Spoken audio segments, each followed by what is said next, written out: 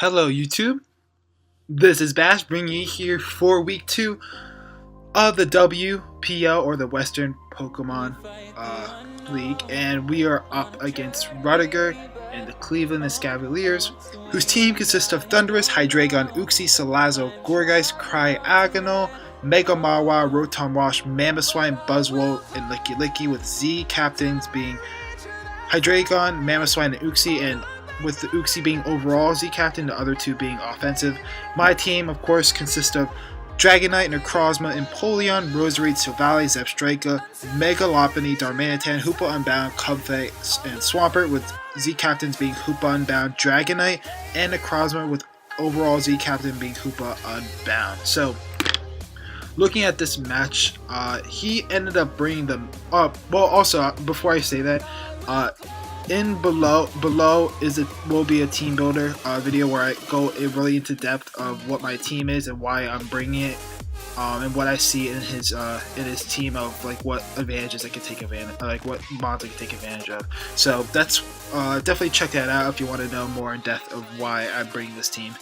But he ends up bringing Mega Mawile, Gourgeist, Uxie, Hydreigon, Thundurus, and Rotom-Wash.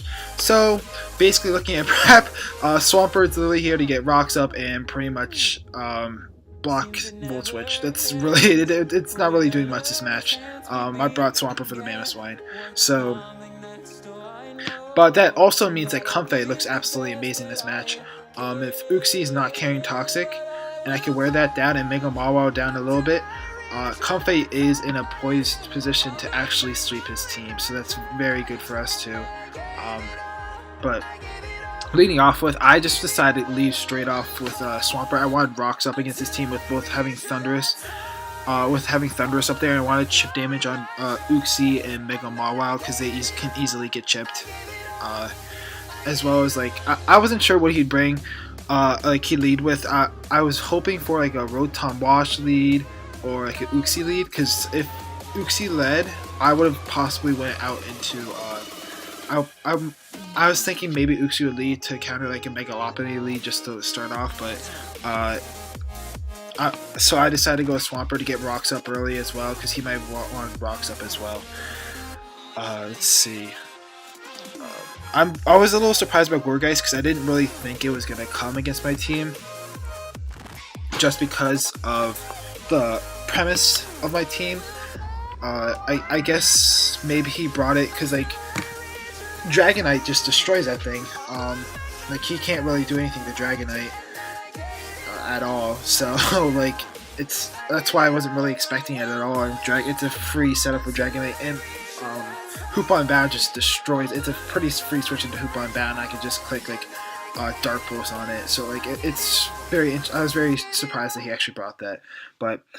I end up, let's go off with the lead. I end up leading, it's going to go a little fast. Let's turn on slow, and we end up leading Swampert, Team Galactic here, and they end up leading Gourgeist, Jed, who has Frisk and is Gourgeist Super. So that's something to note, because that means he's probably more of a bulky build.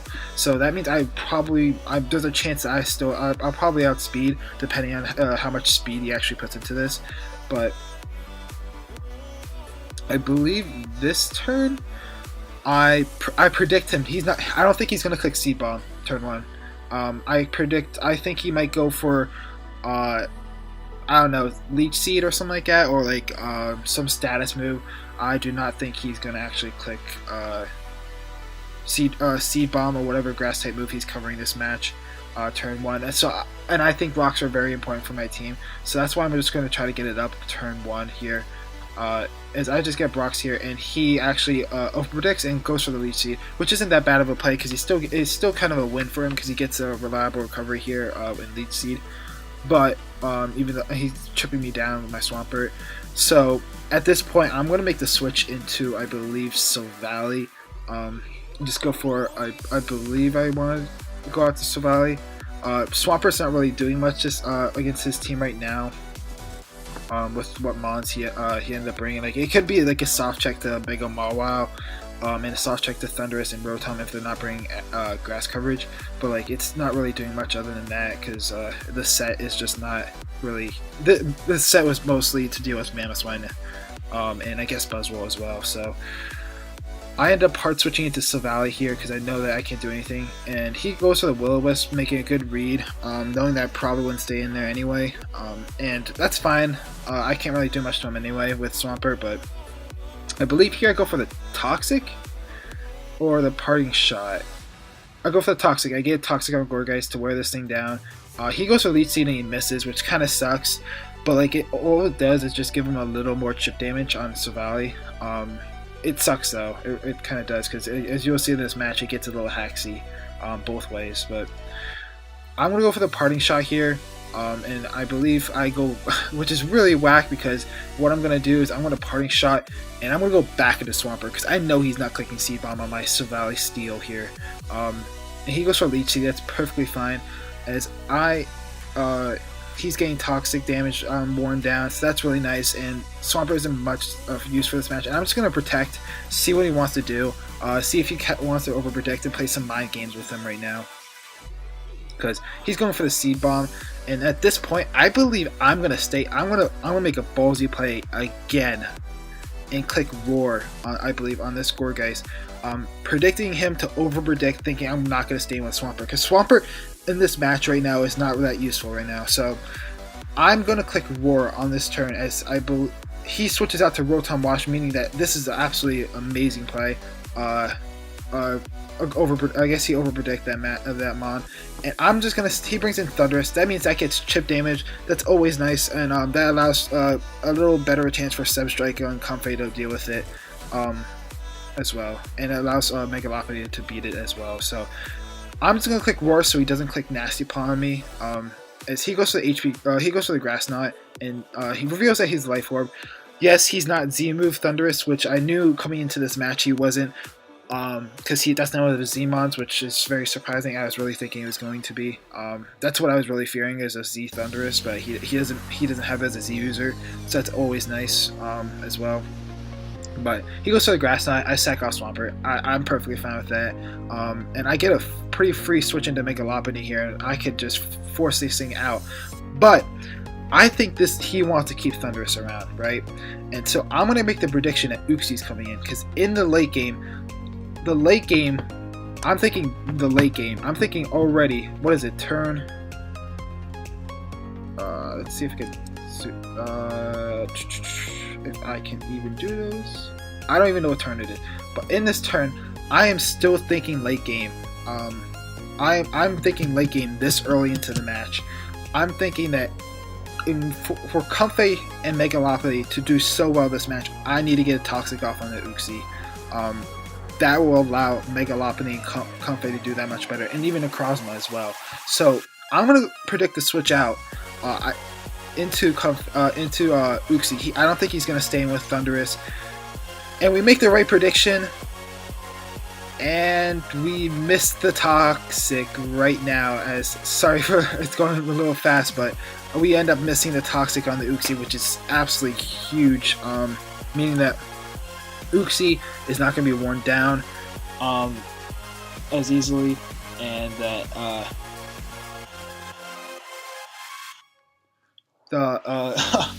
that's kind of a big deal for the fact that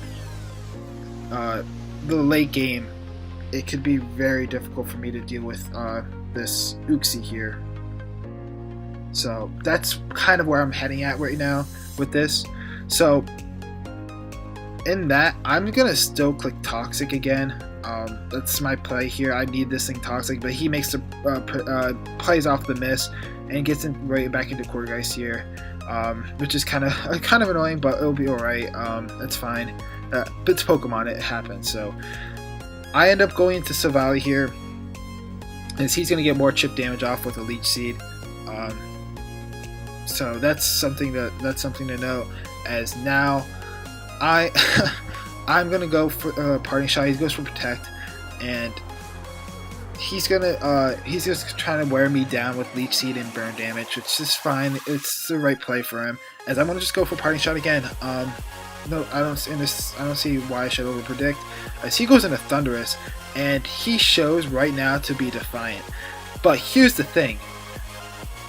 He may be at +3, but Megalopony outspeeds Thunderous here, and Oko's it with Return. So that's a very different situation. So I immediately go for the Return, forcing this thing out. He goes into Gourgeist, and that is going to be a dead Gourgeist. This crit does not matter because we 2-shot, I believe, at this range anyway. 55%, yeah, 55 divided by 5. Let me just figure out the he was at 37. So I would be doing around 37 to him, I believe.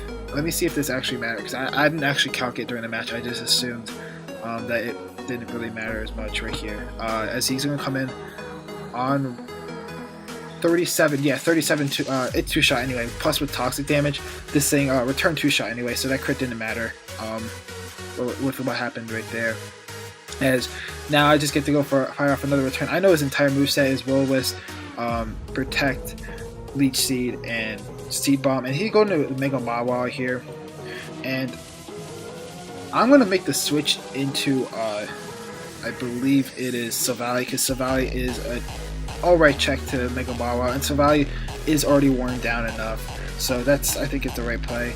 Is he's going to make a I'm going to make the switch into Silvally, as he actually is going to switch into Uxie. Maybe we're predicting the HJK, I don't know, but he makes the play, or maybe he actually did predict my Silvally, so I don't know, but I'm just going to fire off a Toxic on this, because this is what I need Toxic on this team, and I just need a little more chip damage on Mega Mawile, and Comfy can actually put in a lot of work looking at the late game. Also to note, with the team he has right now, as Gourgeist is down, and depending if his Mega Mawile is Sucker Punch, and I guess Hydreigon if it's Scarf. I forgot how much speed I put into Necrozma exactly, but Necrozma could actually just break his team or just sweep too as well. That's a possible win condition as well.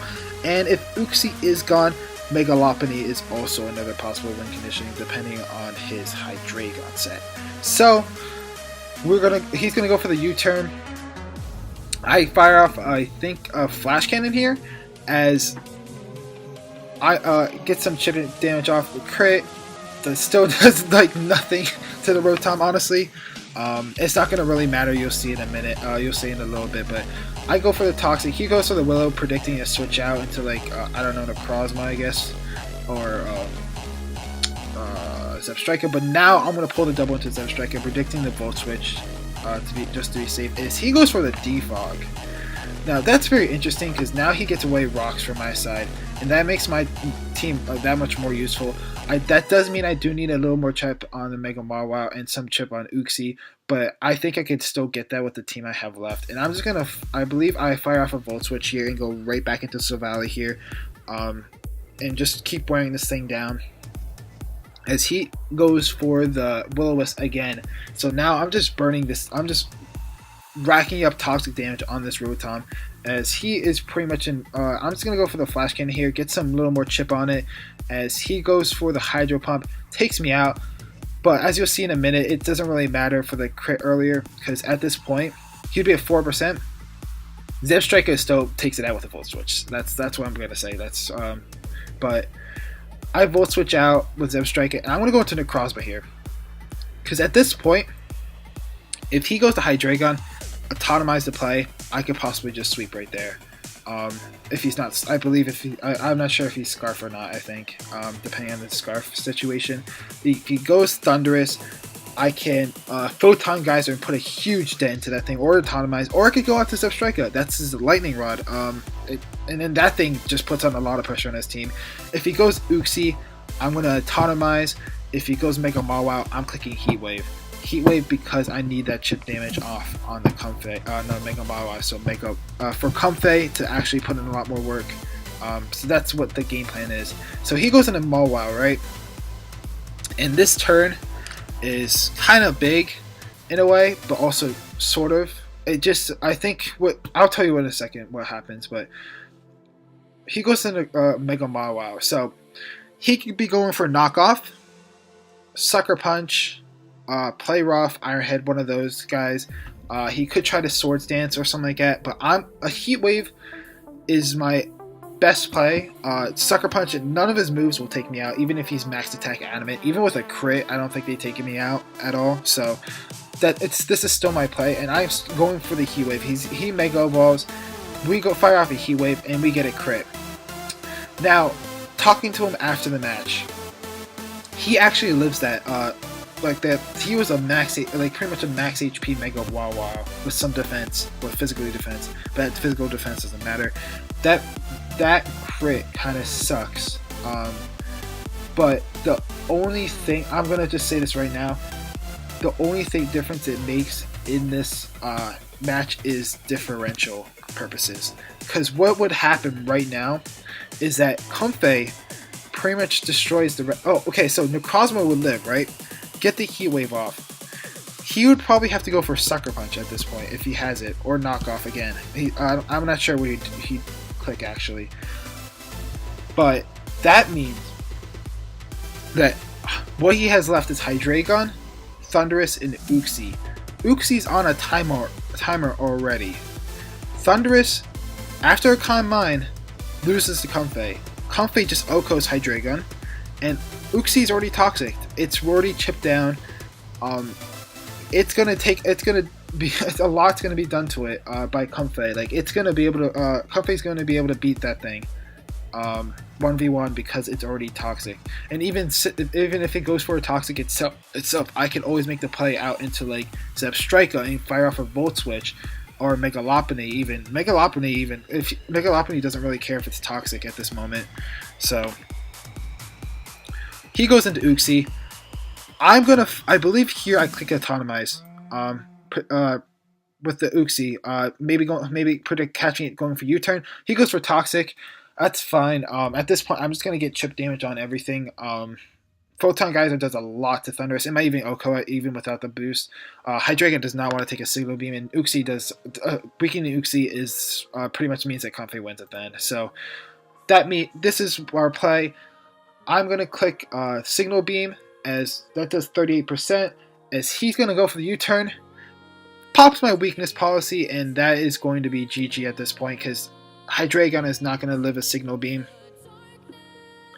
At this point, I believe this actually does outspeed Hydreigon based off the choice card for Hydreigon based off of my set, but I need to check out the T-Boater for that.